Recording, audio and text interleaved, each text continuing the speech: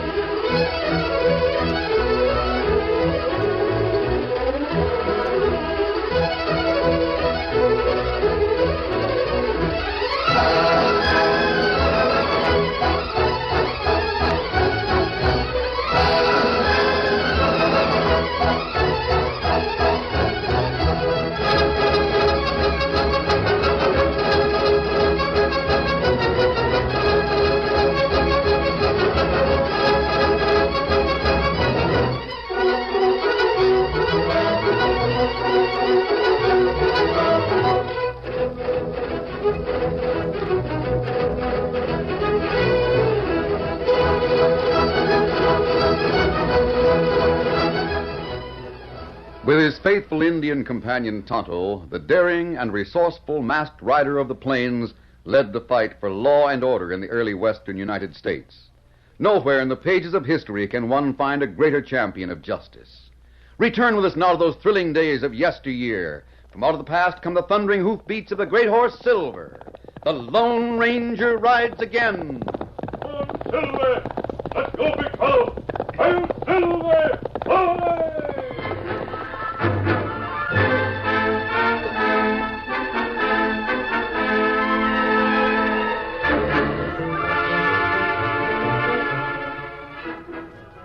At first, none of the cowpokes nor townspeople of Santa Rita realized that Christopher King had come home. The sturdy, white-haired old lawman had ridden into town without being recognized. Now, with black-gloved hands hooked casually over his gun belt, Christopher King walked slowly toward the Cattleman's Hotel. 5 years had brought but few changes to Santa Rita. Its main street was still fronted by the Mercantile, the Palace Cafe, the hotel, and the Drover's Bank. Chris remembered them all.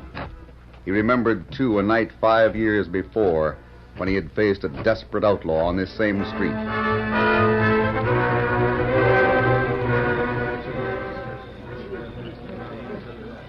There he is, Chris. Just ducked around the corner of the bank. I know it. He won't get very far. That's a blind alley. There's no place to run. It's pitch dark. You better be careful, Sheriff. You, in the alley. Come out of there. And come out with your hands up. He's back there, all right. You heard me. Either come out or I'm coming in after you. Come ahead, Law Dog, and see what happens. That's what I intend to do. Stand clear, boys. If there's any gunfire, you'll be out of range. No gunfire, Sheriff. Just blasting powder. Blasting powder? How could he get blasted? Same kind I used to blow the safe in your 2-bit bank. I got a can of it here in my hand, set with a short fuse. You'd better stop talking and start walking this way. With both hands in the air. You do the walking, Law Dog. I'll light this fuse. Blasting powder. If he's really packing a can of that stuff, he sets it off. It'll blow all of us to smithereens. He's bluffing. Well, I don't know. You never can tell what a local wild hoot might do when he's cornered. Yeah, he's bluffing. I'm going to prove it. Watch out, Chris. It's dark in there. You can't see the buzzard. And he... Come on, boys. Let's get away. Yeah. I'll give you one more chance. Put up your hands or I'll... asked for this, Law Dog? Why, you dirty sneak?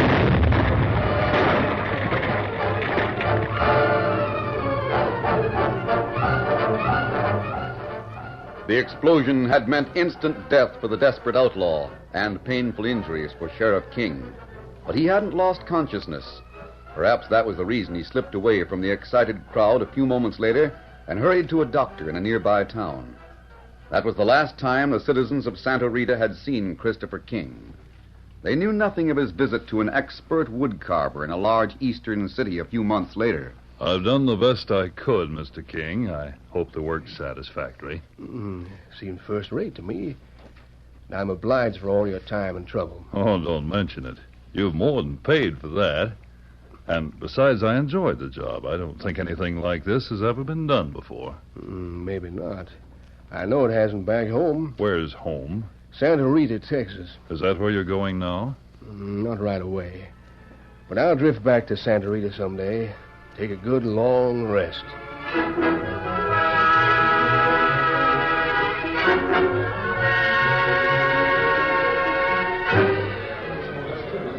Christopher King recalled all this as he walked along the main street of his hometown. So far, no one had noticed him, but that didn't last very long. Well, I'll be... Chris King, is it really you? That's right, Ben. Jump into your Jehoshaphat. I can... Say, folks, look who's come home. Christopher King. Chris, you old scallywag, it's good to see you. Hello, Frank. It's just as good to be home. Frank, I think this is something they calls for celebration. You own a hotel that's got a bar in it, and behind the bar there's plenty Ben's of... right. Come on inside, Chris. I was planning on renting one of your rooms, Frank. You can have any room in the house. Come on. Yeah. Set him up, Charlie. Give everybody anything they want. Where have you been, Chris? You left town so sudden-like after that owl who threw the blasting powder. We never knew where you were. All of us are worried about you, Chris. Were you hurting that blasting powder ruckus? Oh, a little. Didn't amount to much. We heard you were back east. Somebody said you'd quit being a lawman, but none of us believe that. And I see you're still packing the old 45s. Carrying guns is a habit. Doesn't mean that I'm... Gents, I give you a toast. A toast to the finest lawman in Texas. The best sheriff Santa Rita will ever have. Christopher King. Now, wait. Wait just a minute, boys. I don't exactly know how to say it, but you're making a mistake. Oh, no, we're not. You must have a sheriff here in town now. Who took my place? Well, Frank Boyd's been wearing the badge, but he's no lawman, and he knows it. That's right, Chris. I can run a hotel, but I'm no good as a lawman. You're the only real sheriff we ever had, Chris. Here. This badge belongs to you. No, I don't want it, boys. I'm through wearing a sheriff's star. What? You don't mean that, Chris. Sure, I mean it. I'm through. Well... I'm an old man. I'm through with lawing and fighting. Through with everything but settling down to a little peace and quiet. But you can't quit. You're Christopher King. Sure, but I'm getting along in years. I'm tired. Tired of carrying guns and using them. I come back home to rest. I know, Chris, but My mind's made up, boys. Well, I guess there's no use arguing Not if a that's bit. the way... Oh. Frank, I'll move into that room you were talking about, if you don't mind. Well, sure. It's on the second floor, Chris. I'll go up with you. Thanks. See you later, boys.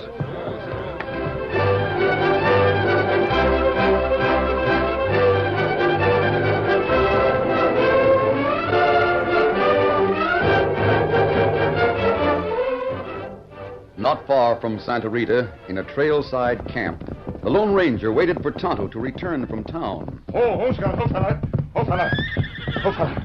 You're back early, Tonto. Did you take that broken buckle to the harness maker? Me take it. But fella not fix it for 1, maybe 2 hour. Me ride back later. Good. Harness fella leave store, go to hotel, get free drink. Everybody in town do it. What's that? I've never heard of a hotel giving Well, away then any... have celebration. Old lawman come back to town. After him be way long time. Is that so? What's his name, do you know, Tonto? Him name Christopher King. Chris King? You know him? Yes. Christopher King used to be one of the best-known lawmen in this part of the country. I haven't heard of him for several years. He's an old friend of mine, Tonto. Me hear him say him not want be lawman anymore. Him quit. That's strange. Doesn't sound like the Chris King I've always known. Where's he staying in Santa Rita, do you know, Tonto? Him go to room in hotel. Second floor. Good. As soon as it gets dark, we'll ride into town. While you're at the harness maker's, I'll use the back door of the hotel and visit Chris King.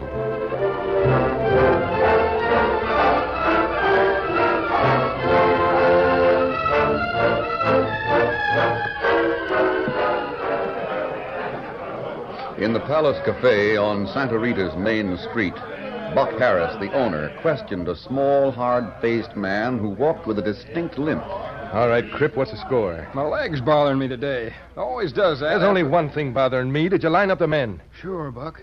Got 3 gun hawks from down south. Yeah? Where are they? We made camp on the edge of town.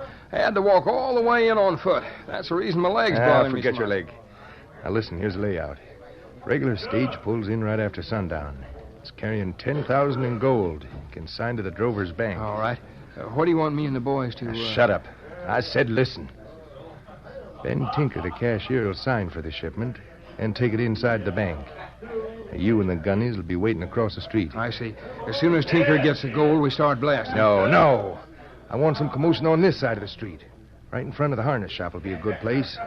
While the gun slicks are handling that, you get over to the bank and take care of Ben Tinker. Savvy?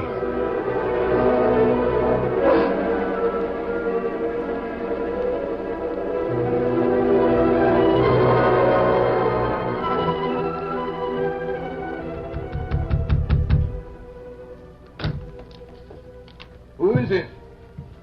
Huh? Come on in, Frank. You know the door's not locked. It isn't Frank, but I'll come in anyway. Well, what the... I just heard you were in town. How are you, Chris? Well, I'll be the Lone Ranger. Where'd you drop from? You could hardly call climbing up the back stairs a drop. Well, by Juniper, I'm sure glad to see you. Sit down. Thanks. I'm glad to see you, Chris. It's been a long time. Yep, has. I've been doing a lot of traveling the past few years. Then I decided to come back home and settle down. Take a long rest. It's a good idea. Sure, a man my age ought to... Say, mind reaching over there in the dresser and getting a match? The cigar of mine keeps going out all the time. Of course I will. There you are. Thanks. I heard about your run-in with a bank robber here in Santa Rita about 5 years ago. Yeah, critter tried to kill me with a can of blasting powder. Oh? But he didn't throw it hard enough. Ended up by killing himself. Were you injured? No, nothing to speak of. I guess I can't smoke this stogie and talk at the same time. Wait, here's an ashtray. Oh, I'll just hold it. Well, anyway, after I'd done some traveling, I figured I'd ought to retire. So I come home. And it's true that you've quit being a lawman. Yep, it's true. I'm sorry to hear it, Chris. Well, by Juniper, you're just like all the rest. What's the matter with everybody? Can't an old man retire without the whole town acting like he'd committed a crime? I just hate to lose you, Chris, that's all. I appreciate it, but I'm getting old. Say, what's burning? I don't know. Yes, I do. It's your cigar. It's burning your glove. Can't you... Well, I'll be... That serves me right for smoking in bed. If I needed any sign to prove I'm getting old, that's it, ain't it? Yes, you may be right, Chris. It's a sign of something. Now, here, put it on the ashtray. Thanks.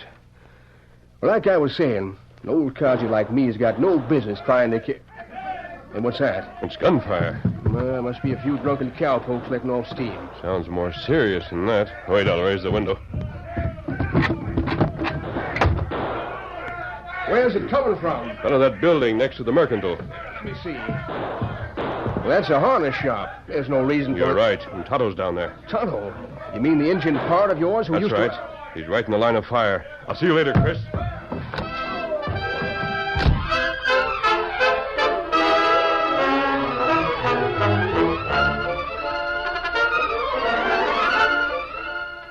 The curtain falls on the first act of our Lone Ranger story.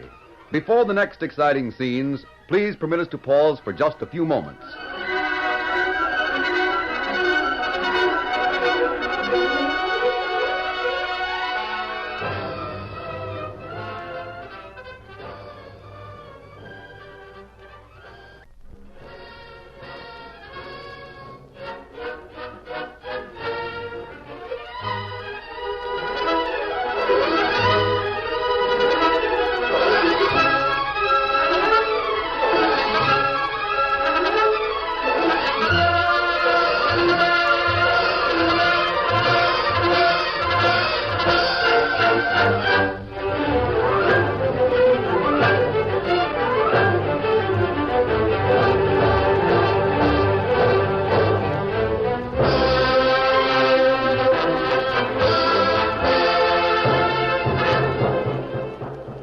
Now to continue our story. The Lone Ranger raced down the back stairs of the Cattleman's Hotel. As he reached the street, the sounds of gunfire ceased, but there was still a large and excited crowd in front of the harness shop. Who were those hombres? I don't know. I was heading for the palace. First thing I knew, they just started slinging lead. Mighty poor shooting, I'd say. All that gunplay, neither of them got a scratch. Leastways, they're both able to straddle the box and move. Kimasabi. Hello, what happened? Me not know. Me go in harness shop to get buckle. When me come out, see two fellas stand right there. Them start to shoot. Maybe it was a grudge fight or something like that. No, it not fight. What do you mean? Them not shoot at each other. Them shoot in air. In the air? And they weren't shooting to kill? Hey, look! There by the wall. A big, tall hombre with a mask. There's your outlaw, Sheriff. There's somebody with him. Stand where you are, both of you. We'll have to move fast, Tonto. Keep low and run. Look around this corner. That's where we left the horses. Hey, big fella. I'll head south, Tonto. You double back later and look over that ground in front of the harness shop. Me look for signs. Good. Come on, Silver. Get him uptown.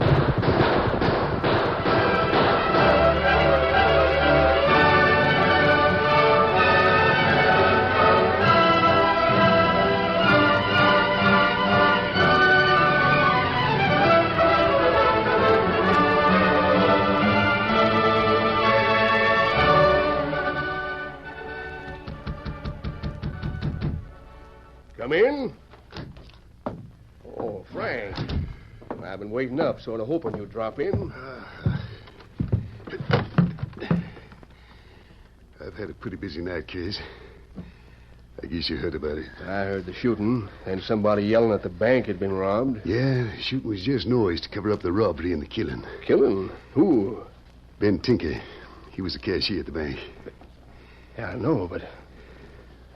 Juniper, I can't believe it. Ben Tinker. It's true, Chris.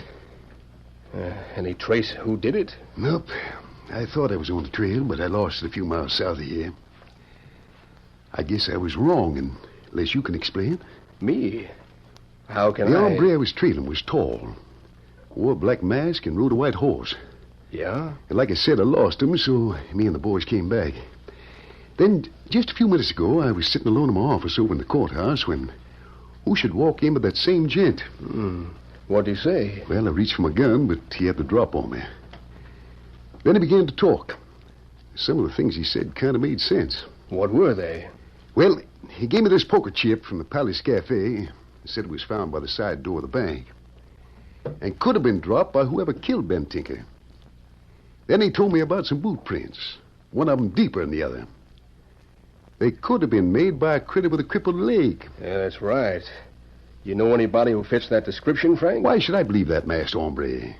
And why should he tell me if I had any doubts to ask you? Did he say that? It's the last thing he said, and then he vamoosed. As an experienced lawman, Chris, do you know the answer? No, I don't. But I know most of the hard-case gents around Santa Rita. You've got a poker chip from the palace. That means Buck Harris. And a boot print that could mean a game-legged bartender named Cripp who used to work for Buck. If I were you, I'd do a little talking to Harris. Yeah, I guess I will. I'll do it the first thing in the morning.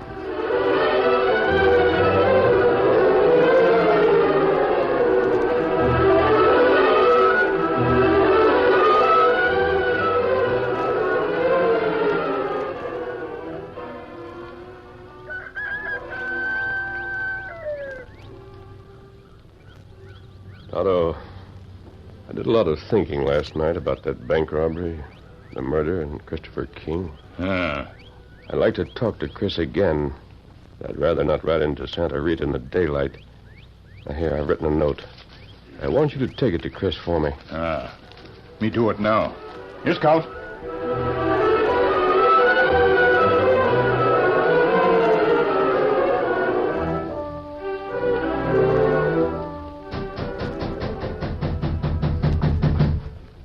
Come in. Why, what's this? It's Frank. He wanted to see you, and... Well, can we lift him onto your bed? Why, sure. What happened? Bring him in, boys. A couple of bullets in his chest. Doc Billings is coming up, but it won't help none. No, he won't. Frank. Chris, You'll come out of this all right, Frank. When the doc gets here, Buck Harris got me, Chris. Oh, that dirty ornery. Claimed he shot in self-defense when I tried to arrest him. Oh, the sneaking... Your friend, the masked gent, was right, Chris. It was that short-legged critter who killed Ben Tinker that night. Buck was behind it, I'm sure. Don't worry, Frank. You'll get well and nail both of those skunks. Oh, no, I won't.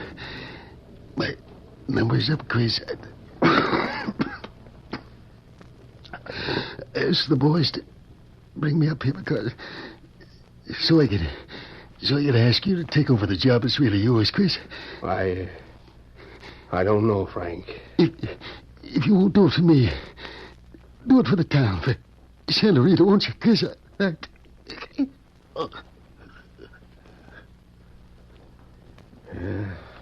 He's gone. Poor Frank. I wish I... Well, you heard what he asked you to do. What about it? Yeah, I heard. The answer is no. No? I said I was through with gunfights. And I meant it. You mean you won't pin on that law badge and go after the murdering scum who killed Frank? I can't say any more than I've already said. Well, of all... Yeah. I guess you have said enough. Christopher King. The best sheriff we've ever had. Come on, boys. Let's get out of here.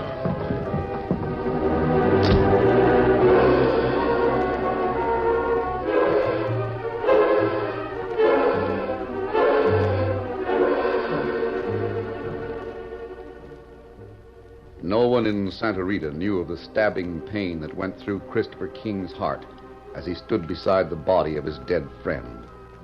No one knew of the grim battle he fought with himself. The men waiting downstairs were surprised a few moments later when the door to his room opened and he called to them. Say, will one of you boys do something for me? Oh, what do you want? Well, there's a redskin down here with a note for you. I don't want to read any notes or talk to anybody. I just want to send a message. Yeah? Well, what is it? Go to the Palace Cafe. See Buck Harris. Tell him I'm leaving here in 30 minutes.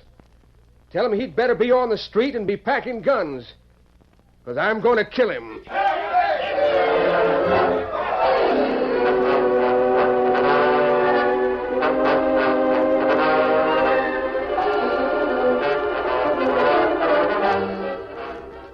Within a few moments, the whole town knew what was going to happen. Christopher King, one of the greatest lawmen the West had ever known, was going to outdraw, outshoot, and kill the man who had killed his friends. Tonto brought the news to the Lone Ranger. When he heard it, the masked man moved swiftly. It was less than a half hour later when he and Tonto reined up sharply in the rear of the cattleman's hotel. Hold fella. Steady, big fella. Come on, Tonto, we'll have to hurry. Maybe old fella already leave. I hope not.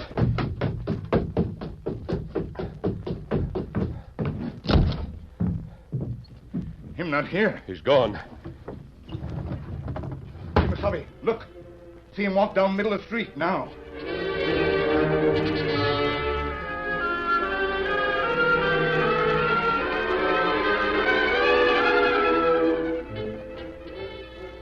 The town of Santa Rita lay quiet, with the stillness of death. There was no movement nor sound from the people who crowded the sidewalks. Even the breeze was stilled. Not a leaf quivered in the heavy, torpid heat of the morning sun.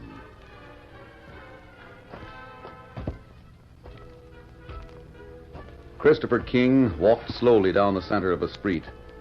When he had traversed half the distance between the hotel and the Palace Cafe, a figure moved out from the cafe and stood there waiting. It was Buck Harris. Christopher King walked steadily ahead. His body was bent slightly forward. His hands, covered with black calfskin gloves, hovered just above the twin guns which swung at his hips. His machine-like pace never faltered. Even when he called out in a loud, clear voice, "You're under arrest, Harris. Reach for those guns and I'll kill you." Make your play, Law Dog.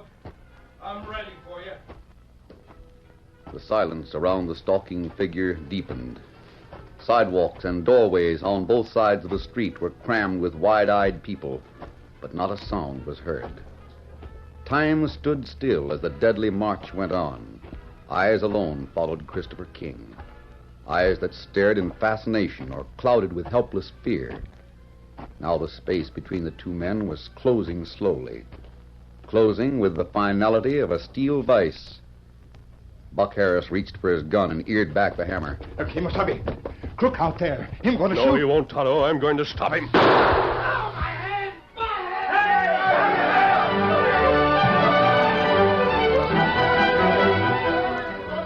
Did you folks see that? Chris shot the gun right out of Buck's hand. Well, I guess that settles the question of whether the law or Buck Harris runs this town. You're under arrest, Harris. Take him over to the jail, will you, boys? I'll be there in a minute. And pick up a game-legged critter called Crip. I want him for murder the same as Harris. Chris, me and most everybody else have got a lot of apologizing to do. We thought you were yellow, but you sure proved us wrong. No, I didn't. I was just running a bluff, that's all. Bluff? I never saw such shooting in my life. You blasted the gun right out of his head. I didn't fire that shot. You didn't What? I'm packing 2 guns, but I can't squeeze a trigger. But we saw and heard. What do you mean? Why can't you? Here, look at my hands. I've always worn black gloves so none of you noticed the difference. Go on, take a hold of them. Why, they feel like they're made out of wood. That's right.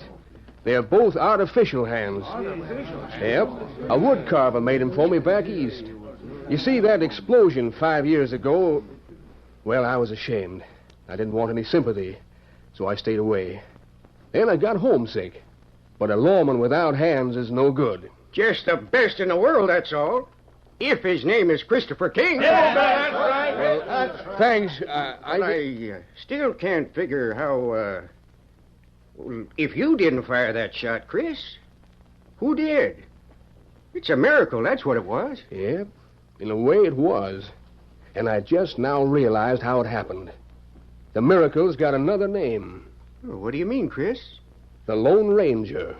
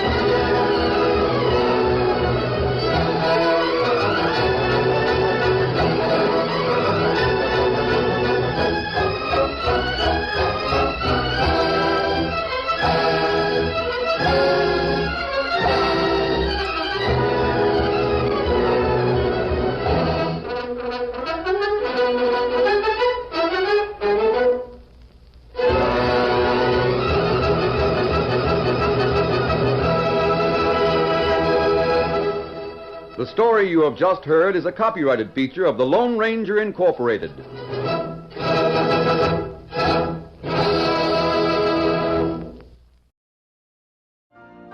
You've been listening to the OTR Gold Network. Find more classic radio at otrgold.com.